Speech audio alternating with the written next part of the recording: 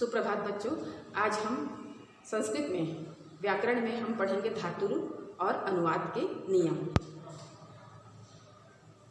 अनुवाद के नियम बहुत ही जरूरी है। जब तक आप लोग संस्कृत का बेस नहीं जानेंगे बहुत कठिन लगेगा। तो ये जो है धातुरूप और अनुवाद के नियम हम दोनों साथ साथ लेकर चलेंगे और बहुत ही आराम से चलेंगे, ठीक है। तो सबसे पहले हम पढ़ेंगे धातुरूप। धातुरूप किसे कहते हैं? क्रिया के मूल रूप को धातु कहते हैं। क्रिया माने जो काम किया जा रहा है, जो काम किया जा रहा है उसे धातु कहते हैं। तो जैसे भू, गम, दृश्य इत्यादि ये मूल रूप है। जैसे भू से भव बनता है, गम से गच्छ बनता है और दृश्य से पश्य बनता है। तो ये क्रिया का मूल रूप है, तो इसी को धातु कहते हैं। अब हम इसमें आएंगे लट लकार। पहला लट लकार वर्तमान काल में आते हैं। तो जैसे आप लोग देख रहे हैं पुरुष लिखा है हमने, तो पुरुष कितने हैं? अन्य, मध्यम और उत्तम। इसको इंग्लिश में कहा जाता है उत्तम को फर्स्ट पर्सन, मध्यम को कहा जाता है सेकंड पर्सन और अन्य को कहा जाता है थर्ड पर्सन। अब वचन में आते हैं। हिंदी में 2 वचन होते हैं, एक वचन और बहुवचन, लेकिन संस्कृत में 3 वचन होते हैं, एक वचन, द्विवचन, बहुवचन। अब सबसे पहले हम इसको जानेंगे, पुरुष को, है ना। हमेशा ध्यान रखेंगे उत्तम माने होता है मैं, है ना। उत्तम माने मैं, तो सरल कैसे लगेगा? आप लोग क्या करेंगे? हमेशा उत्तम माने अपने तरफ इशारा करेंगे। उत्तम माने मैं और मध्यम माने तुम, सामने को करोगे। मध्यम माने तुम और अन्य माने सब, जितने बाकी बचे सब। तो फिर से उत्तम माने मैं, मध्यम माने तुम और अन्य माने सब। अब इसमें हम देखते हैं, पहला है अन्य पुरुष। नियम लट लकार का 6वीं 7वीं 8वीं तीनों में पढ़ा है आप लोगों ने। तो पहले नियम को रिपीट करते हैं।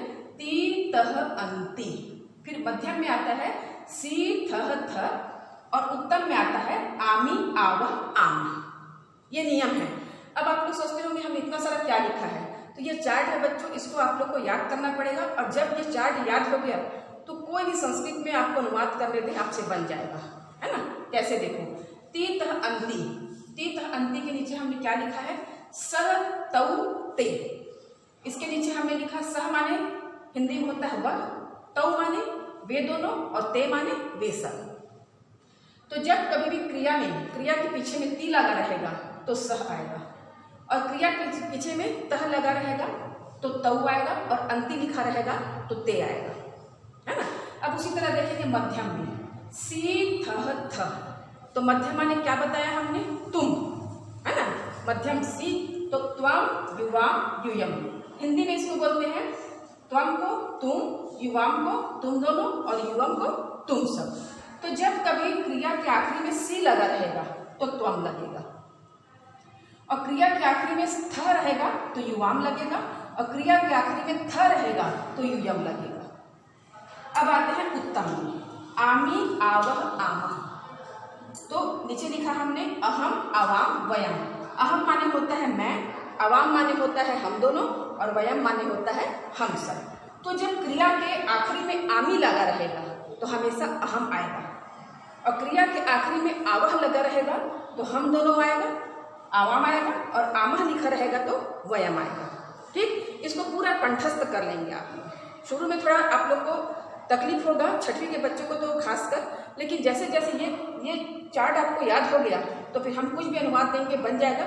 हम 2-4 अनुवाद अभी बता रहे हैं और उसके बाद हम नोट्स भेजेंगे, प्रश्न भेजेंगे, उसको आप लोग बना के हमको व्हाट्सअप करेंगे। चलिए अब आते हैं अनुवाद में, है ना। अभी हम पढ़ रहे हैं वर्तमान काल पढ़ रहे हैं, तो आज हम केवल अन्य पुरुष को पढ़ेंगे, केवल अन्य पुरुष को, ठीक है। हमने लिखा वह जाता है। अब इसको संस्कृत में अनुवाद करिए। कैसे करेंगे आप लोग? तो सबसे पहले वह को संस्कृत में क्या बोलते हैं? सह। हमने लिखा सह। और जाना, जाना को संस्कृत में बोलते हैं गच्छ। हमने लिखा गच्छ। ये हो गया, है ना। अब गच्छ के आगे क्या लगेगा? तो ये चार्ट है बेटा, देखो, है ना। सह के आगे सह है तो क्या लगेगा? ती। एक वचन है, सह माने एक वचन, वह एक का बोध हो रहा है हमको, तो सह गच्छति, हमने ती लगाया। अब अगला प्रश्न है वे दोनों जाते हैं। तो संस्कृत में वे दोनों को क्या बोलते हैं? यहाँ लिखा स्पष्ट देखिए चार्ट में, तौ। हमने क्या लिखा? तौ। और गच्छ माने जाना होता है। अब गच्छ के आगे क्या लिखेंगे? तह लिखेंगे, क्योंकि तौ है, तह है तो तौ आएगा, तौ है तो तह आएगा। तो यहाँ पर हमने लिखा तह।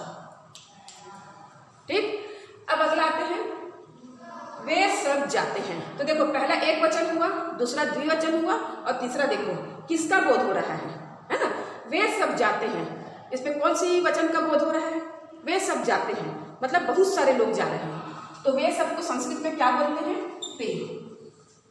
वे सबको संस्कृत में क्या बोलते हैं? ते। और ते माने बहुवचन। तो यहाँ पर गच्छ लिखेंगे और गच्छ में क्या लगेगा? अंति। अंति लगेगा क्योंकि ये बहुवचन है। ये हो गया। अब हम देखेंगे राम पुस्तक पढ़ता है। ठीक है, राम पुस्तक पढ़ता है। अब इसमें हम खोजेंगे कर्ता कर्म क्रिया। तो राम क्या है? कर्ता। राम है कर्ता। कर्ता माने करने वाला, जिसके द्वारा कार्य किया जा रहा है। और कर्म क्या है? पुस्तक, है ना। पुस्तक पढ़ने का काम कर रहा है, पर किसको? पुस्तक को। अब क्रिया क्या है इसमें? पढ़ता है, क्योंकि पुस्तक को पढ़ने का कार्य किया जा रहा है। तो ये हो गया क्रिया का। इसको थोड़ा ध्यान देंगे। राम हो गया कर्ता, पुस्तक हो गया कर्म और पढ़ता है वो क्या हो गया? क्रिया। अब इसको अनुवाद करेंगे। देखो राम का हो जाएगा राम, है ना। लड़कों के आगे, लड़कों के नाम के आगे विसर्ग डलता है, राम। अब पुस्तक का क्या हो जाएगा? पुस्तकम, क्योंकि पुस्तक शब्द रूप आप लोग पढ़े हैं, नपुंसक लिंग है। पुस्तकम, पुस्तके, पुस्तकानी। तो यहाँ पर पुस्तक के ऊपर हम क्या लगा देंगे? अम की मात्रा। राम पुस्तकम। अब पढ़ता है, संस्कृत में पढ़ना को बोलते हैं पठ। हमने लिखा पठ। अब ध्यान रखना, देखो अब पठ के आगे क्या लगेगा? जो आप लोग पढ़े हो ना, तीत अंति, है ना। तो राम क्या हुआ? एक वचन, है ना। तो यहाँ पर क्या लगेगा? एक वचन। ये देखो, ठीक। सह माने वह, एक वचन राम हो गया। तो क्रिया क्या होगी? एक वचन में, पठती। तो हमेशा ध्यान रखना, कर्ता जिस वचन में होगा, मतलब जो कार्य कर रहा है वो जिस वचन में होगी, क्रिया भी उसी वचन में होगी, है ना। इस लाइन को ध्यान रखेंगे। कर्ता जिस वचन में रहेगा, क्रिया भी उसी वचन में होगी। अगर कर्ता बहुवचन में है तो यहाँ पर हमारा अंति लगता। अगर कर्ता द्विवचन में रहता तो यहाँ पर हमारा ती लगता, तह लगता, है ना।